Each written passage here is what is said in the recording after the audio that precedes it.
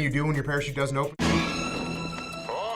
There's a bunch of different things that can go wrong with a parachute. I had one malfunction in my career. See that? There's a little square there, right by his hands, above his hands. It's called the slider, and it actually comes down. It's up with the parachute, and as your parachute opens up, it slides down towards the base. And sometimes that can get hung up. It's called a hung slider, and what it does is that small square of fabric keeps the whole parachute stuck together. That's what I had, and my parachute was just not opening. What do you do when your parachute doesn't open? You follow the procedures. You know, we train really hard to know what the procedures are. There's some things that you can do, some procedures you can do to try and get to clear that malfunction. So in my case, I was pulling on the risers to see if I could get that slider loose to start to come down. It wasn't working. I'm checking my altimeter because at 1,900 feet, I said, okay, this parachute isn't gonna work.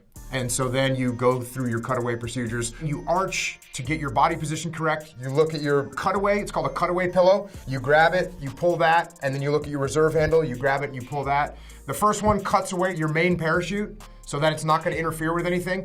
And there's actually a mechanism that when you cut away your main parachute, it starts to deploy your reserve parachute, so sometimes you don't even need to pull the ripcord. Hopefully you get a good solid shoot at that point, which I'm sitting here today, which means my reserve parachute worked, thankfully.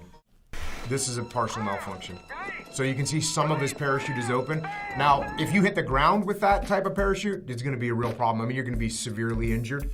But if you hit the water with that kind of parachute, you have a chance. So there's a cutaway.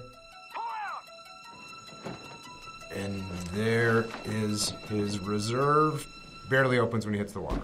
He had a decent amount of cloth over his head.